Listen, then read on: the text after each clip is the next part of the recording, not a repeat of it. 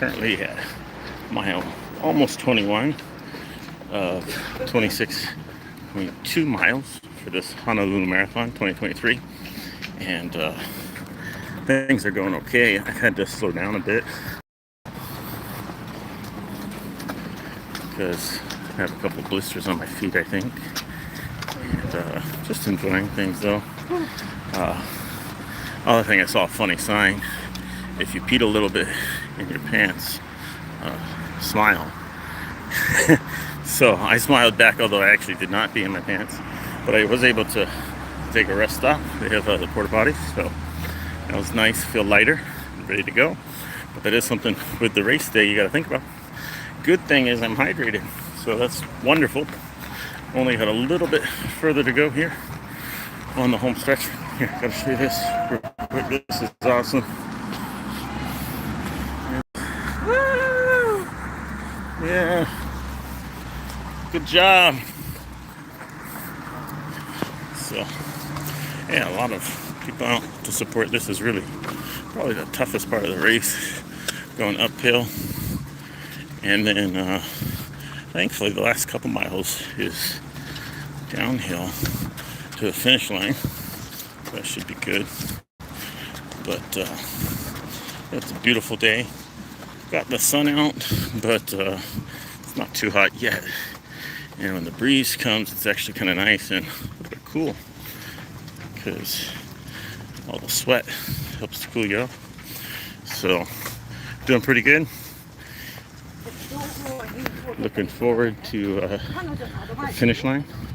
We give you a malasada here at the Honolulu Marathon after the finish line. If you're not familiar with what that is a Hawaiian donut of sorts. So carbs. And yeah, should be a lot of fun. See a lot of people behind me. Not too many people in the lane next to me. Just starting this downhill descent. These guys still have quite a ways to go. So, but one step at a time, and they'll get there. Again, there's no limit on how long you can take to run the marathon. They'll keep it open as long as you're willing to keep moving forward. And so that's good. Appreciate the sheriffs and the police, everybody coming out to help. And yeah, it's a great thing about the Honolulu Marathon. It's really, you can give it a go, no matter how fast you are or slow you are. And it's good. Yeah, I gotta show you this too.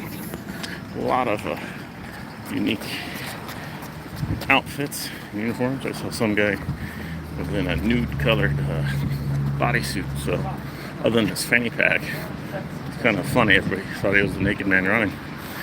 Older guy, must have a sense of humor. I saw samurai, I saw anime people. A lot of variety from all over the world. So it's exciting.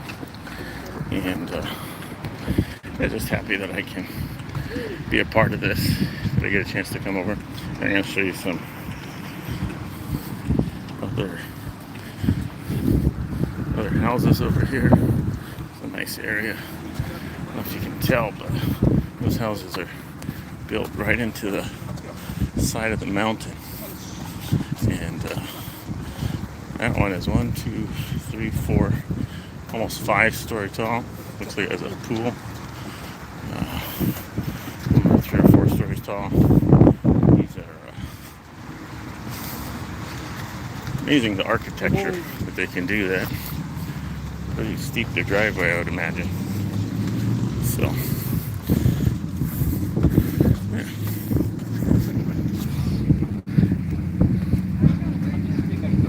So yeah, we're at 21.25 miles. So that's like 5 hours and 15 minutes. So got 5 more miles to go, which seems pretty good. All of these may be kind of slow miles for me because I'm having a hard time jogging. but we'll see. Sometimes things will loosen up. I'm giving it a go here every little bit, and see what we can do. So should be fun. All right, I'll check back. I don't have a lot of battery left on my phone, although I brought an extra charge pack, so that helps. But I'll check back maybe as we go around Diamond Hand, and hopefully when we get to the finish, show you what it's all about. Because finishing is great.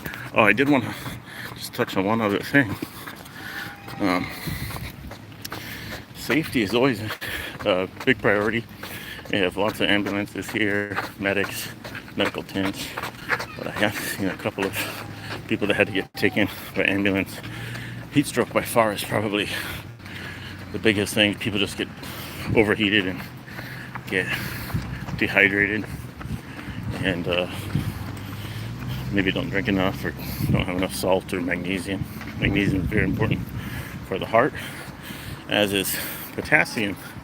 Those are two minerals that are vital for muscle function, and of course the heart is a muscle. So if those get out of whack, it can cause bad arrhythmia problems and people can just pass out. So I haven't seen any of that. Most of what I saw was actually people that tripped. I had one guy, he looked like he tripped and hit his head, had a nice laceration on his scalp, so it had to be bandaged up. The medic was just treating him on the side. I don't know whether he's going to keep going or not. He may probably check him out, but he's bleeding quite a bit, so obviously couldn't continue if they can't get the blood to stop. But hopefully they get that to stop. A lot of times it's cramping. People just cramp up. They can't move. They can't move forward. And a lot of times stretching will help. Pumping the legs, different exercises, things you can do. Even with running, one of the things we try and do is move our arms. That way they don't all stay to the side. And it helps with blood flow and blood circulation. Sometimes trying to keep the hand more open rather than closed. That can help. One time when I was swimming, I was in a long swim, and training for the half Ironman. My legs really did cramp up, and couldn't move them. Couldn't get them below me to allow the blood to circulate back if you're swimming parallel for so long. And that was quite an experience. Thankfully, I was training with a partner, which I think is always important. If you can find somebody you can train with, not just for motivation purposes and that, but for safety. You just want to make sure that you stay safe as you are moving and doing things more. So, well, thank you for joining. I see somebody jumped on. So, there you go. They're by. But if somebody can, if you have the opportunity to train with somebody, I would highly encourage that. This is fun.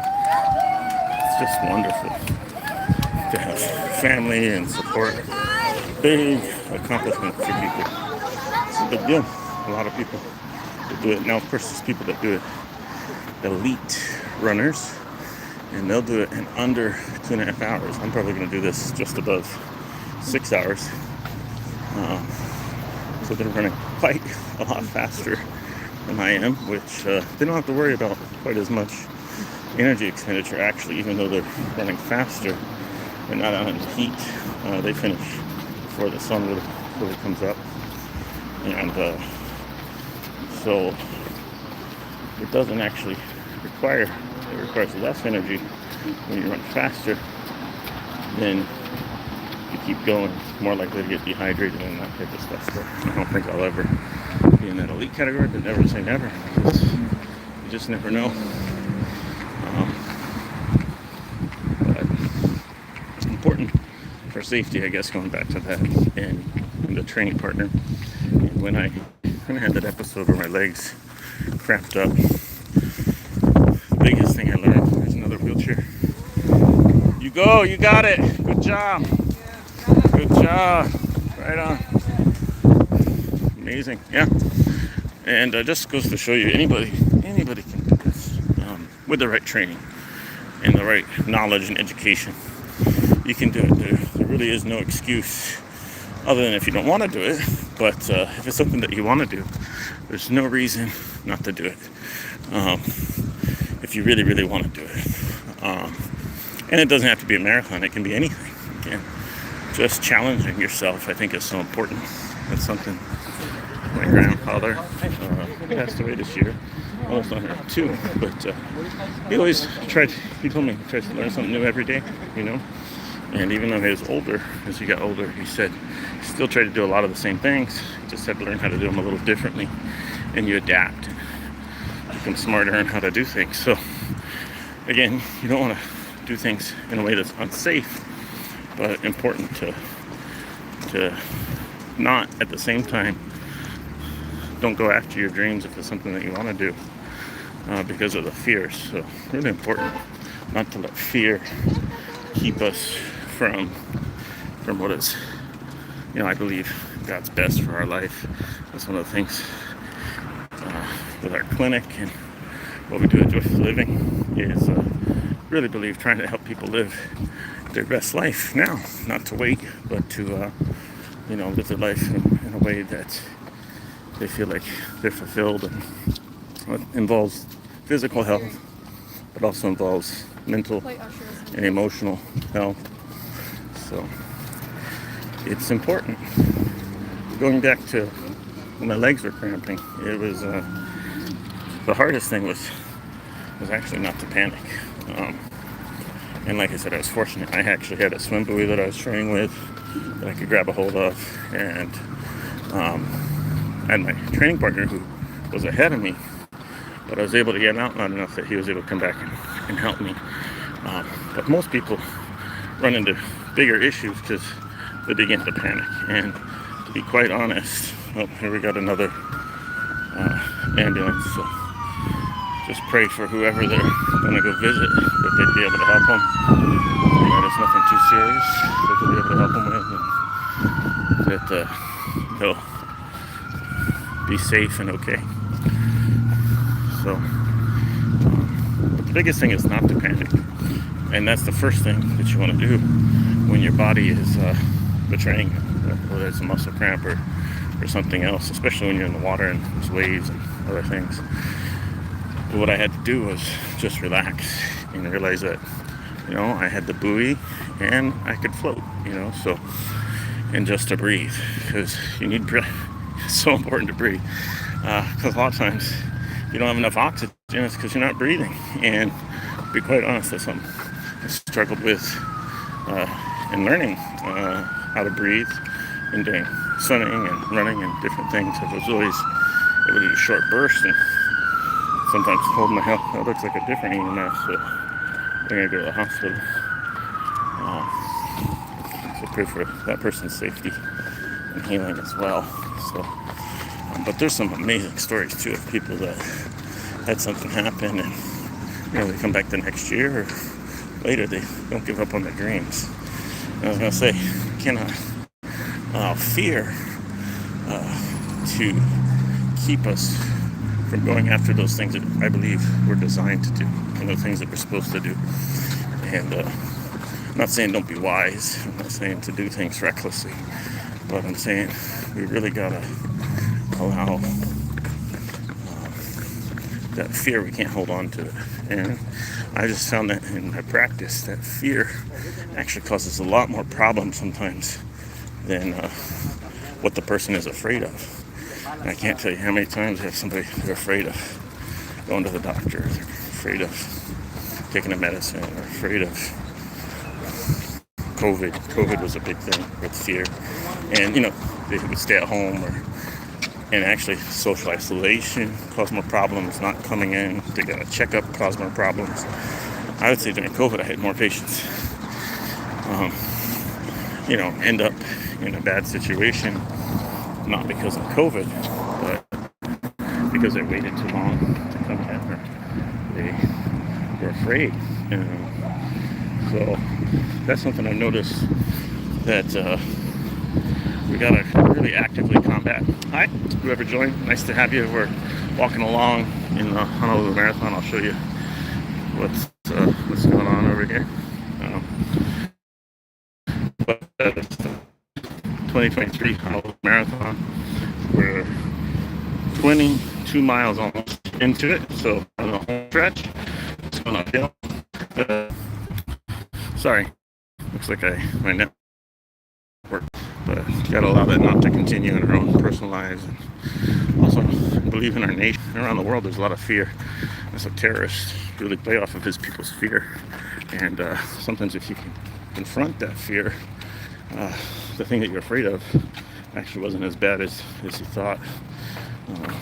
So that's a really important thing. No matter what you do, if you train and do other things. Nice to have you along. Thanks for joining. If you can, hit the like button. It just helps to share the video with other people. But we're in the Honolulu Marathon 2023. It's December 10th. So this is live. And looking forward to the finish line. Not gonna lie, my feet are hurting. But it is it's gonna be worth it because I'm gonna finish and not gonna give up. So one of the things also about this race is just kind of learning from maybe my lack of preparation. As you see my hat, I've done the Ironman a couple times, the Honolulu, which is a 70.3, and last year was my first year doing the Honolulu Marathon, and really enjoyed it. Was hoping to be able to beat my time from last year, but did not train enough, and that's the key. If you have a goal, is to train, and sometimes life happens. For me, life happened, other things became priorities, but still able to come out here and enjoy it. And even when I started hoping that maybe I could beat my time, but that's okay. I'm gonna learn from it. And key, when you have, I gotta show you this. This is fun. This is so wonderful. We got a fox. And yeah, there's lots of. Thank you for joining. Really appreciate it. Only the top 1% of the world. That's right. Oh man, thank you. Thank you. Just don't give up. So yeah, hit the like button if you can. Share it with anybody else. I'm gonna try and stay on for a little bit here, and then I might come off, get back on for the finish line. It's really fun to see. But this has been an adventure. So I just say, if you never tried setting a goal for something physical, I encourage you to do it and just start small and go a little bit at a time. But I was gonna say, the really important thing is setting deliverable goals, things that you can accomplish in a shorter period of time. So if you have a long-term goal, like running a marathon or doing a triathlon, or maybe it's a 5K, maybe it's a 1 mile race, and you've never done that before. The key is just to start, number one, but also write it down, plan. And that's really important. When I did the Honolulu, which is a 70.3 triathlon, where we run 13.1 miles, and before that, you do a 56-mile bike, and before that, you do a swim, 1.2 miles. I thought, man, I don't know that that's possible, but by doing little bit by little bit, gradually built up endurance and ability, and was able to complete it. And so that's really important. I just encourage you, if you've never done a marathon or even never done a Honolulu Marathon, this is a wonderful event.